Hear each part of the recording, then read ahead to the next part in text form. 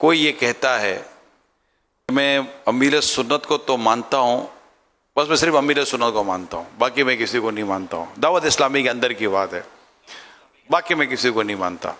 تو میں اس کو کیا جواب دوں؟ مجھے کسی نے پوچھا تھا، میں نے کہا یار وہ صحیح کہہ رہا ہے.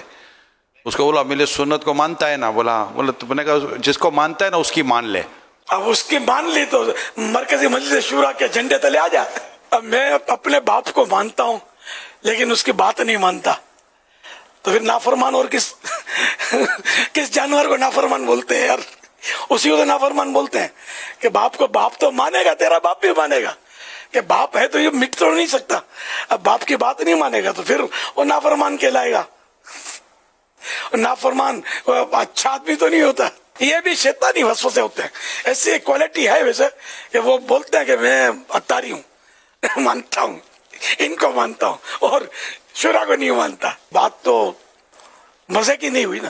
مرکزی مجلس شورا جو ہے دعوت اسلامی کی، اس کے بتائے ہوئے طریقہ کار پر جو دعوت اسلامی کا کام کرے وہ حقیقی دعوت اسلامی والا. مجلس شورا پر تنقید کرے، اس کے فیصلوں پر تنقید کرے کہ یوں نہیں کرنا چاہیے، ان کو یوں کرنا چاہیے. ارے میرے بھائی، یہ مرکزی شورا والے جو ہے نا، ان میں ایسے ملیں گے آپ کو کئی جو دعوت اسلامی میں جنہوں نے آنکھ کھولی ہے. کوئی 40 سال پرانا ملے گا، کوئی 35 سال پرانا ملے گا. آپ انہیں تنقید کرنے والوں کی تو اتنی عمر بھی نہیں ہوتی، پیدائی بعد میں بھی ہوتے ہیں.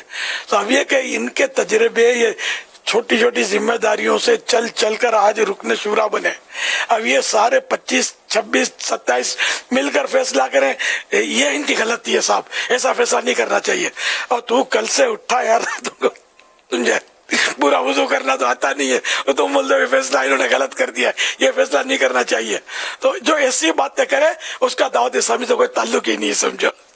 حقیقی بھی نہیں ہے اور جعلی بھی نہیں ہے، تو مخالف ہے. تو شورا کا مخالف ہے، وہ دعوت اسلامی کا مخالف ہے. ہاں، جو دعوت اسلامی میں شروع سے ہی نہیں ہے یا اپنے طور پر دین کا کام کرتے ہیں اور دعوت اسلامی کی مخالفت نہیں کرتے، میری مراد وہ نہیں ہے. میری مراد وہ ہے کہ جو اندر آ جاتے ہیں پھر وہ تنقیدیں کرتے ہیں، گروپ بناتے ہیں اور مطلب یعنی کہ فتنے کی صورتیں پیدا کرتے ہیں. میری مراد یہ لوگ ہیں. اس طرح کے لوگ بھی ہوتے ہیں، ہر جگہ ہوتے ہیں. تو اللہ پاک ان کو بھی سب کو ہدایت دے، عقل سلیم دے.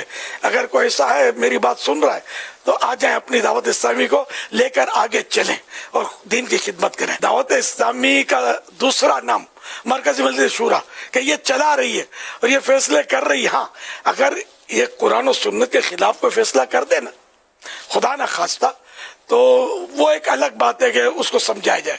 لیکن ہمارے پاس الحمدللہ علماء موجود ہیں، علماء اہل سنت، کس مطلب ماشاءاللہ ان کی صحبتیں اور موقع بموقع ان سے رہنمائی لیتے رہتے ہیں ہماری مرکزی مجلس شورا والے.